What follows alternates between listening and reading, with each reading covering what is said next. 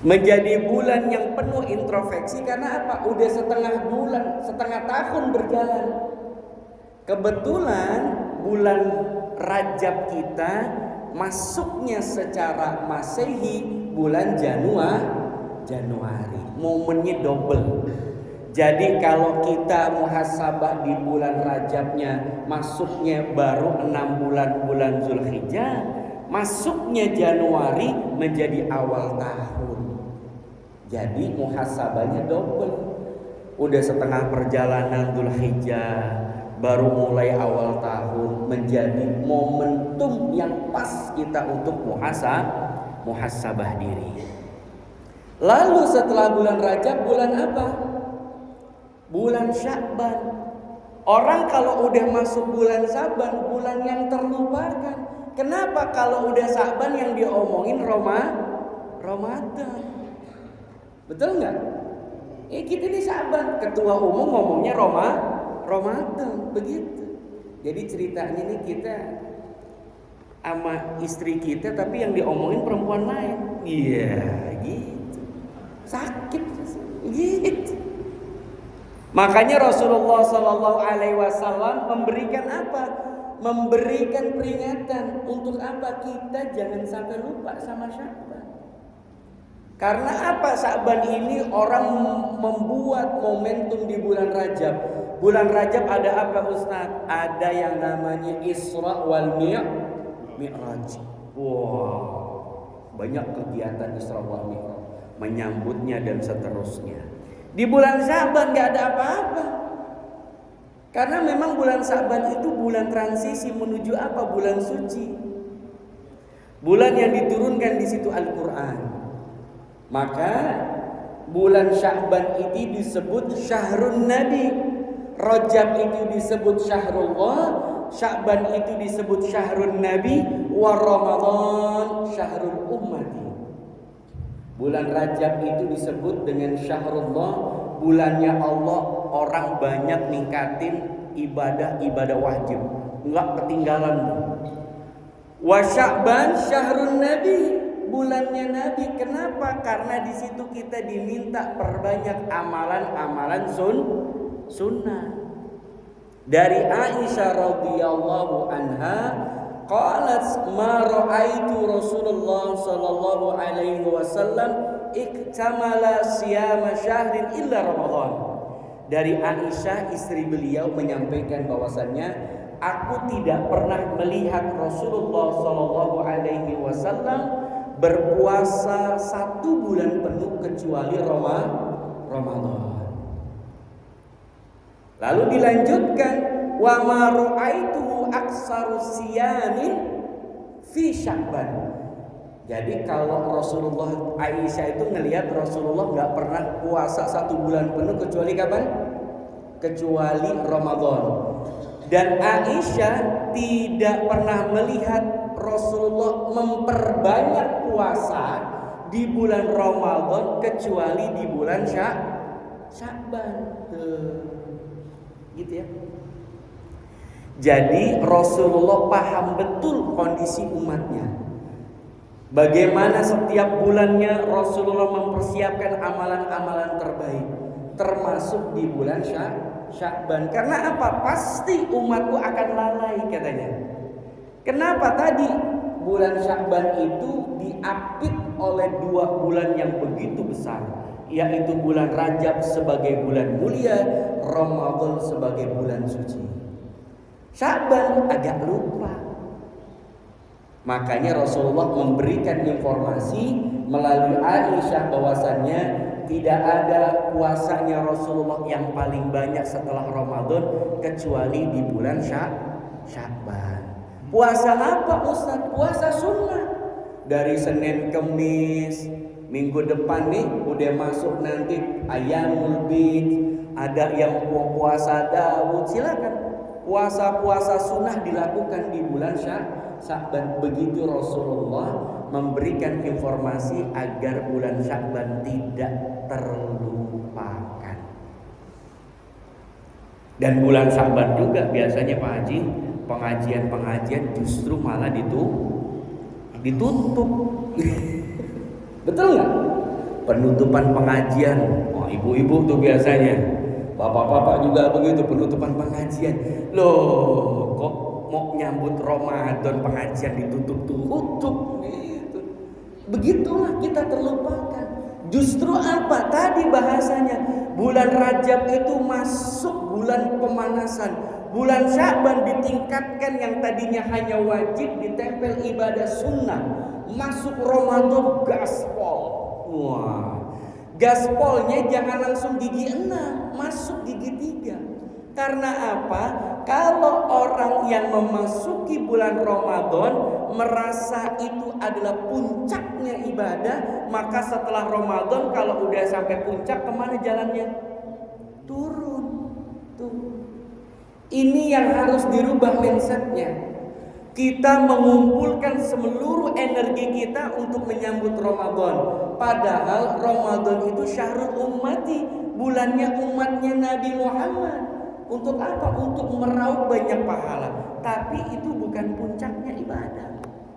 Kapan puncaknya ibadah? Masih ada 3 bulan ke depan. Makanya Ramadan, siapa yang merasa dirinya sudah nyampe puncak, maka setelah Ramadan loyo, turun Syawal, subuhnya ke siang. Pas Ramadan, oh jam 3 udah di sop pertama, jam 4 sop kedua.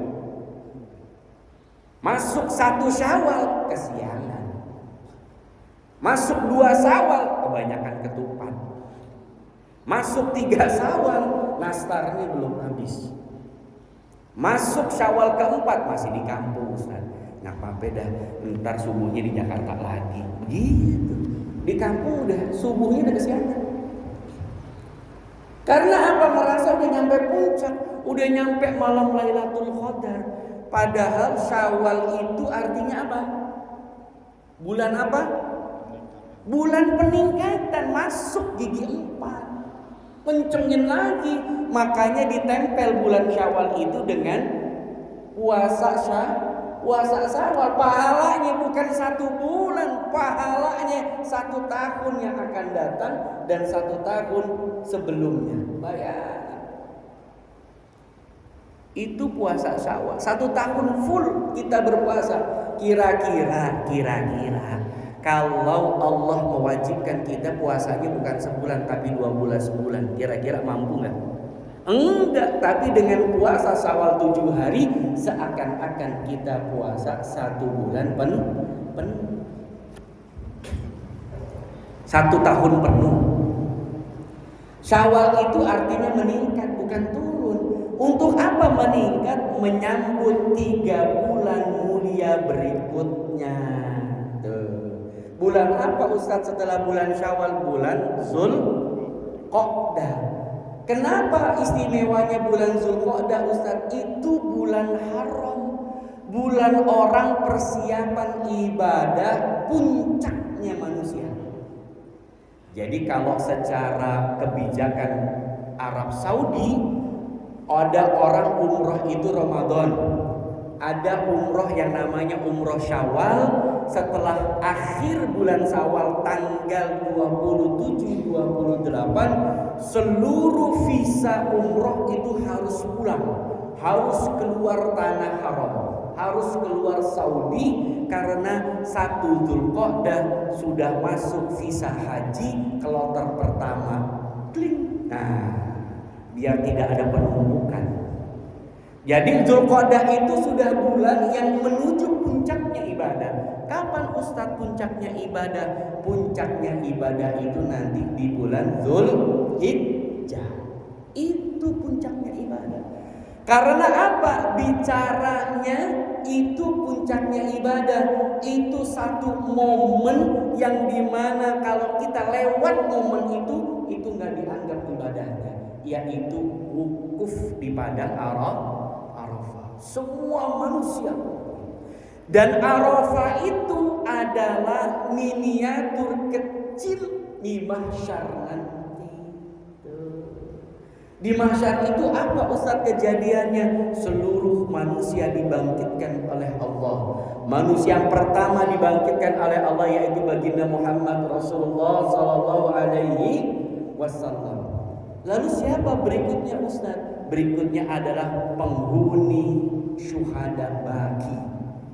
Kalau ayah bunda pernah ke Masjid Nabawi, pernah umroh, itu ada namanya makam baki. Sebelah kiri kiblatnya Masjid Nabawi. Itu nanti penghuni baki, orang yang dimakamkan di baki, dibangkitkan nomor 2 setelah Rasulullah Shallallahu Alaihi Wasallam, dan udah dijamin surganya sama Allah. Masya Allah. Rasulullah dibangkitkan, yang dicari siapa? Istrinya? Bukan. Yang dicari anaknya? Bukan. Ainal ummati ya Jibril, mana umatku ya Jibril? Itu yang dicari, kita yang dicariin. Wa kaifa ummati ya Jibril, gimana keadaan umatku? Gimana keadaan umatku wahai Jibril? Itu yang dicari-cari. Di ujung hayatnya beliau, yang dicari, yang ditanya, bagaimana ummati. Itu yang dikhawatirkan. Setelah dibangkitkan menjadi manusia pertama dibangkitkan, Rasulullah juga mencari mana umatku, bagaimana kabarnya umatku. Itu makanya wajar kecintaan kita ini luar biasa kepada Nabi kita Muhammad Sallallahu Alaihi Wasallam.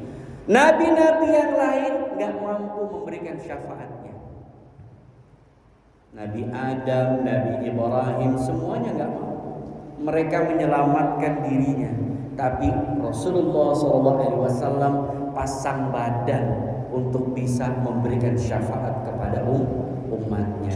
Sampai dalam sebuah riwayat dikatakan, nabi-nabi yang lain pengen masuk barisan umatnya Nabi Muhammad SAW. Kenapa Zulhijjah menjadi puncaknya ibadah? Karena setelah Zulhijjah datang bulan Muharram.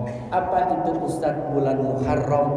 Tajdidun niat, memperbaiki niat kita lagi. Karena apa? Tahun baru. Kenapa tahun barunya Muharram? Diawali dengan kisahnya hijrahnya baginda Rasulullah SAW. Pindah dari yang dulu sesat menuju yang baik, yang tadinya minaz zulumati ilan nur, dari yang gelap menuju yang terang, menuju tauhid yang lebih baik, menuju peradaban yang lebih baik. Tuh, kalau udah Muharram, udah puncak, udah selesai. Terus bagaimana Ustaz ibadah-ibadah yang lain? Ibadah-ibadah yang lain mulai turun lagi slow. Muharram, setelah Muharram apa? Safar itu artinya safar, jalan-jalan dah. Setelah safar apa? Jumadal Ula, Jumadal Akhir, Rabiul Awal, Rabiul Akhir. Kalau udah Rabiul Akhir lagi masuk lagi bulan Rajab lagi. Itu begitu dan seterusnya. Ini mindset. Kalau kita salah memahami tarikh itu artinya bisa kata sejarah, bisa artinya tanggal ataupun kalender. Tarikh. Kalau masuknya tarikhul Islam berarti sejarah Islam. Tapi kalau secara bahasa, tarikh itu adalah tanggal ataupun kalender. Maksudnya apa? Kita harus paham apa yang dimaksud dengan Muharram, apa yang dimaksud dengan Safar, apa yang dimaksud dengan Rajab, apa yang dimaksud dengan Sya'ban dan seterusnya. Ustadz, itu kalender kita nggak pakai. Betul kita nggak pakai, tapi minimal kita paham. Untuk apa? Untuk ubudiyah kita, untuk menanamkan spiritual kita. Karena patokan ibadah kita itu pakai komariah. Makanya pergantian bulan bukan melihat matahari, tapi melihat bulan. Hilalnya itu maghrib.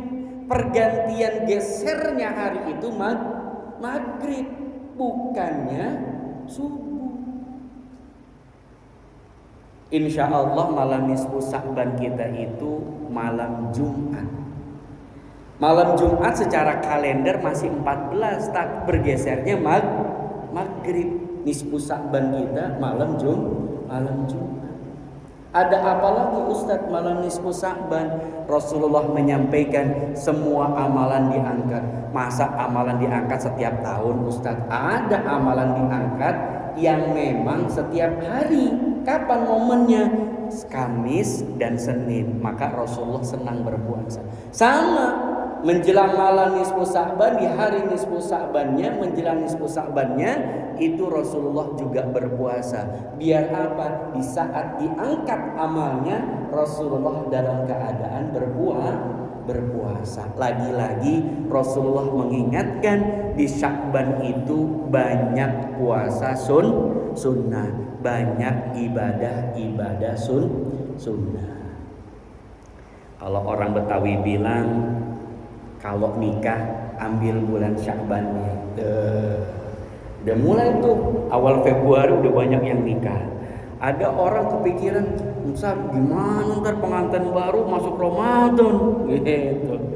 Dicolek dikit batal puasanya kan. Ya, justru nikmatnya begitu. Makanya setan ngegodain bukan ngegodain lama kita bukan pas sholat. Bukan pas zikir, pas baca Quran, setannya ada. Tapi apa? Sampai yang namanya Ibnu Abbas radhiyallahu anhu, itu sahabat Nabi. Itu suatu ketika Ibnu Abbas sholatnya cepet. Sampai ditanya, ya Ibnu Abbas, ente tahu hadisnya Nabi, tahu begini aja. Kenapa kalau sholat cepet? Biar apa? Biar kalau setan pengen ganggu, sholatnya udah selesai duluan. Jadi setan nggak sempat ngegoda, karena udah mau ngegoda, udah salam. Guyonnya begitu. Tapi hakikatnya setan itu ngeganggu kapan? Ngeganggunya bukan pas sholat, bukan pas puasa, bukan pas zikir, bukan pengajian gini, enggak. Ini mah cepet, setengah jam, 1 jam selesai. Baca Quran kita paling kuat berapa lama? Setan itu ngeganggu setiap hari bersama kita di mana? Di HP. Selain di HP di mana? Halo, ini masih pada hidup lagi nih? Itu kira udah pada nyender, udah tenang gitu. Setan ngeganggu pas kapan? Pas di mana dalam posisi hidup kita? Ini nggak pernah diganggu setan. Setan itu ngegangguin di mana? Di dalam rumah tangga kita itu. Kapan waktu nanti kita bahas. Kenapa? Karena rumah tangga itu yang memang momennya menjadi cangkupan ibadah seumur hidup tuh. Kalau sholat ya elah 3 menit selesai. Mau godain udah selesai. Ngaji ya paling 15 menit udah. Baru 5 menit udah. Ayat kedua udah begini kan. Makanya setan nggak banyak godain di situ. Setan masuknya kemana? Masuk ke rumah tangga kita. Itu sendi-sendi kehidupan di situ.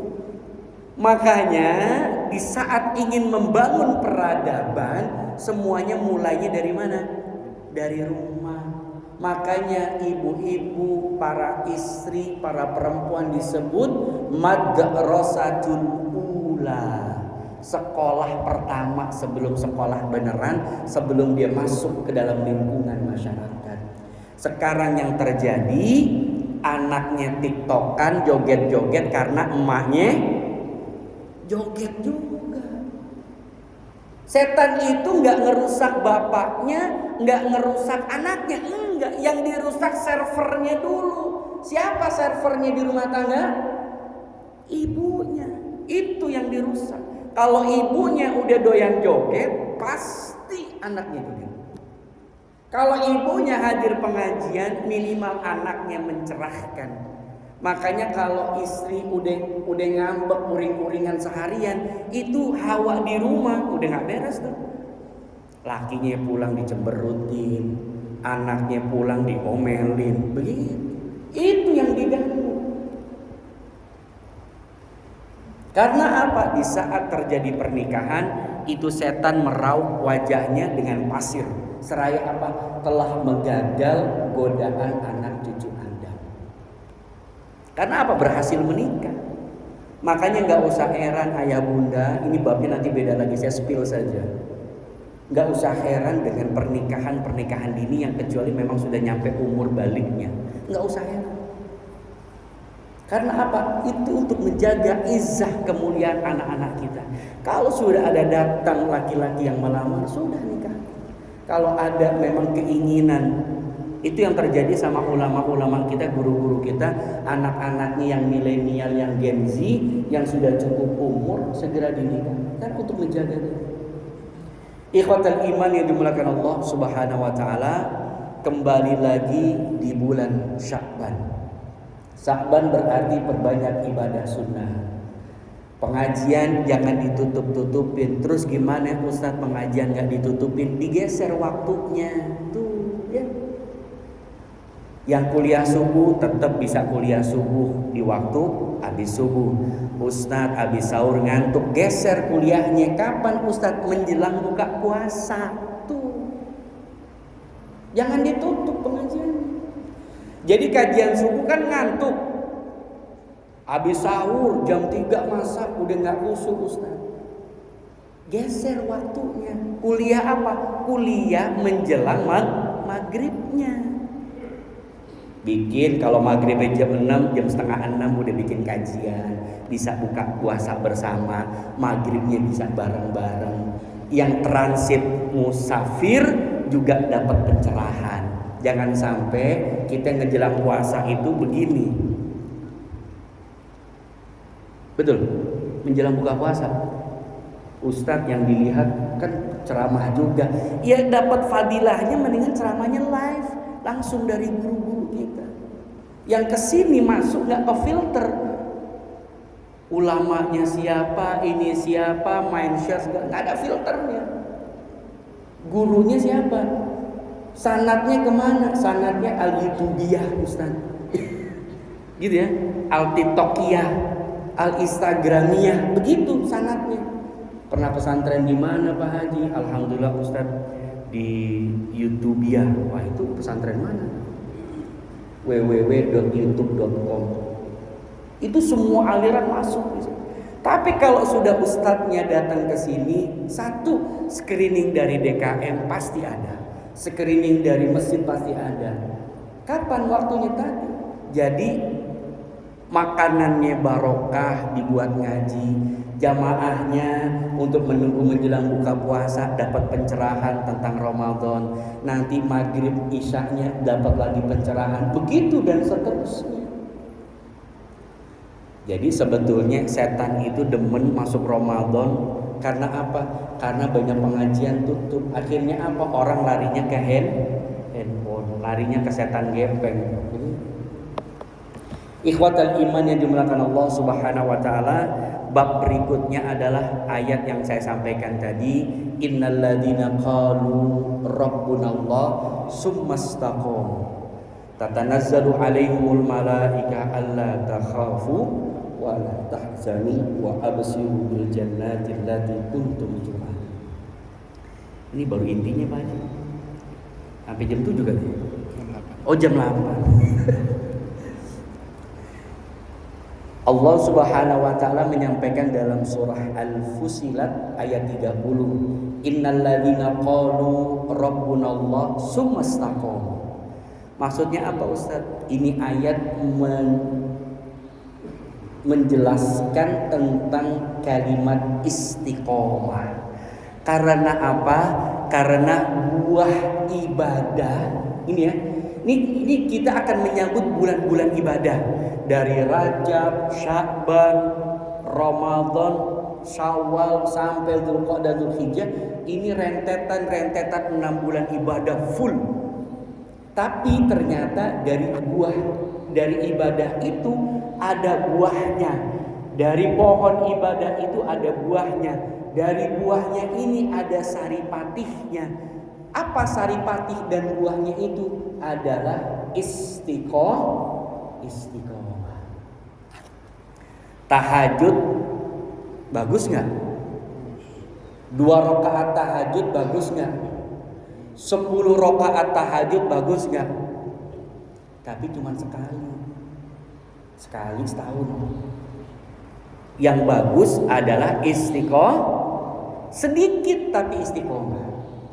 Mana yang bagus? Sedekah setiap hari sama sedekah setiap Jumat. Mana yang paling bagus? Mana yang paling bagus? Sedekah setiap hari plus dapat sedekah Jumatnya juga, kan gitu ya? Mana yang paling bagus? Sedekah 1 juta nggak ikhlas sama sedekah 1 juta ikhlas. Mana yang bagus? Mana yang paling bagus? Nggak kedengeran, jamaahnya nggak ada udah. Mana yang paling bagus, Bu? Mana yang paling bagus? Sedekah 1 juta nggak ikhlas sama sedekah 1000 tapi ikhlas. Mana yang bagus? 1 juta ikhlas. Nah, kalau udah ngaji begitu. Yang paling bagus 1 juta 1 juta ikhlas. Sama. Ternyata yang paling bagus itu adalah amalan yang istiqomah. Amalan yang istiqomah ini yang luar biasa. Karena apa? Al istiqomah khairum min alfi karamah. Istiqomah ini bukan hadis. Ini qaulul ulama. Istiqomah itu lebih baik dari 1000 karomah. Jadi kalau ada orang ngerasa punya karomah, dia cuma punya 1. Tapi kita punya 1000. Dari apa? Dari amalan yang terus kita istiqomah. Istiqomah jadi jamaah yang baik, gitu ya. Istiqomah rebutan sop pertama, istiqomah sedekah subuhnya, istiqomah kajian subuhnya, istiqomah jadi istri yang soleha. Itu butuh istiqomah. Istiqomah jadi suami kepala rumah tangga yang soleh, yang baik. Istiqomah jadi anak-anak yang soleh. Itu butuh istiqomah, Pak. Kalau kita goyang dikit, kita nakoda. Itu kalau geser dikit, melenceng dari tujuan. Kita jadi jamaah masjid kalau nggak istiqomah, bubar ini. Alhamdulillah tadi ketua DKM bilang, Ustadz udah nggak di belakang, kenapa udah sempit, jamaahnya makin banyak. Tuh, gara-gara apa? DKM-nya istiqomah, hadir bukan hanya penyelenggara. Biasanya kalau penyelenggara itu cuma woro-woro, tapi pas hari H nggak ada. Kayak angkot, ngajak orang naik, tapi disuruh bayar. Dia ngajak, ayo naik, tapi disuruh bayar. Istiqomah itu berat. Istiqomah itu berat. Istiqomah itu terkadang harus meneteskan air mata. Istiqomah itu bahkan meneteskan keringat, bahkan meneteskan darah. Itu istiqomah. Capek Ustaz. Tadi siapa beliau? 7 kilo. 7 kilo itu kalau dalam rangkaian ibadah umroh itu udah tawaf 7 kali, sa'i 7 kali, itu 7 kilo. 1 kali geser sa'i itu 450 meter kali 7 itu 2,8, ditambah tawafnya total 7 kilo. Setiap hari datang ke masjid, pahalanya luar biasa. Itu kalau kagak istiqomah, nangis kita. Istiqomah jadi jamaah yang baik. Karena apa? Mulai hijrah, mulai lebih awal datang ke masjid. Tiba-tiba baru nyampe halaman, tumben gitu ya.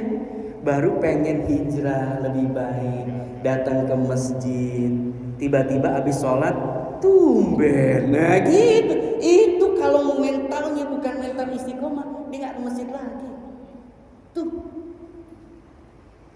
virusnya jamaah masjid tuh begitu. Lamaan zikir, lihat lagi banyak masalah. Gitu. Ya. Suruh udah selesai, duha udah mau selesai, masih zikir. Yang di belakang lebih sih. Utangnya banyak. Nah, begitu. Sama Allah kalau butuhnya doang, ada aja tuh omongan nyampe ke kita. Itu kalau kita nggak istiqomah, selesai. Datang lebih awal lagi. Tumben Pak Haji tumben. Nah, begitu deh. Itu bahasa emang kayaknya ngeledek, bercanda tapi masuk, nusuk. Ya. Apalagi besok masuk Ramadan. Wah, yang nggak pernah ada di masjid nongol semuanya di masjid. Lagi-lagi cobaannya begitu. Ke masjidnya cuma Ramadan. Nah, kayak gitu omongan. Itu penyakit setannya demen begitu.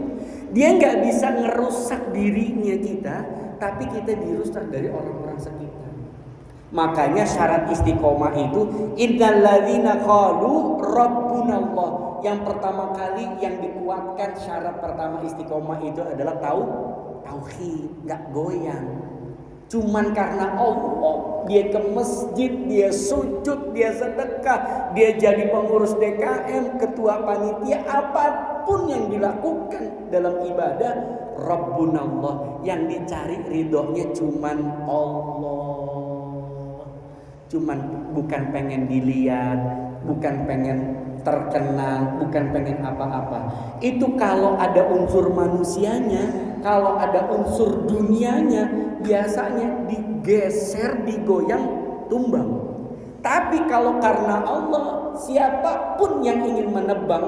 Tapi kalau Rabbunallah, terus aja. Sholat mau diledekin kek, mau dibilang tumben kek, mau dibilang apapun, terus gas terus. Udah. Karena yang dicari ridhonya Allah, bukan lagi karena manusia. Ustadz istiqomah capek-capek, istiqomah nangis-nangis, diledekin, dihujat. Istri di rumah, Pak ngapain sih aktif di masjid mulu? Ngapain sih ngurusin masjid mulu? Ini rumah diurusin. Ada yang begitu. Sampai urusan dakwah ribut sama pasangan kita. Yang diurusin jamaahnya mulu, yang di rumah nggak pernah diurus. Begitu sampai ujiannya mah begitu. Makanya hadiah untuk mereka yang istiqomah adalah tatanazzalu alaihumul malaika alla takhafu wa la tahzanu wa abshiru bil jannati allati kuntum tu'adun. Allah turunkan ribuan malaikat untuk membisikkan telinga kita buat mereka yang istiqomah, jangan engkau takut, jangan engkau sedih. Maksudnya apa? Di saat kita sering nolong agama Allah, kita sering nolong urusan orang lain, kita lebih senang ngurusin masalah-masalah orang lain. Siapa yang bakal nolongin kita, Ustaz? Allah turunkan ribuan malaikat yang akan membisikkan telinga kita, alla takhafu wa la tahzan. Jangan takut, jangan sedih.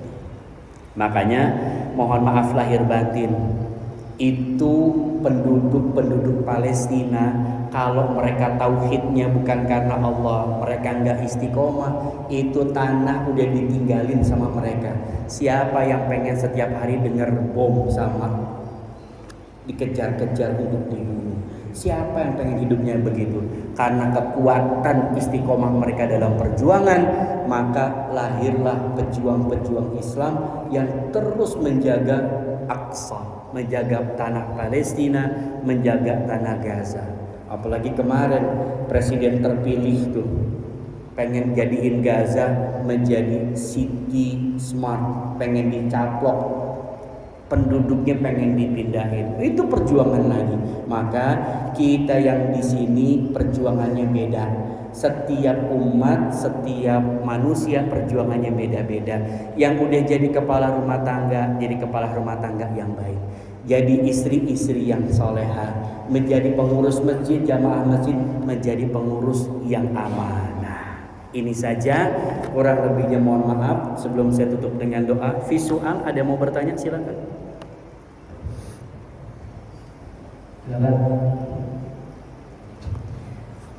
Jangan banyak-banyak karena kopinya keburu dingin gitu. Tehnya udah gak hangat lagi. Ntar ngobrolnya, tanyanya sambil kita ngopi, sambil kita ngeteh. Silakan. Ya, monggo.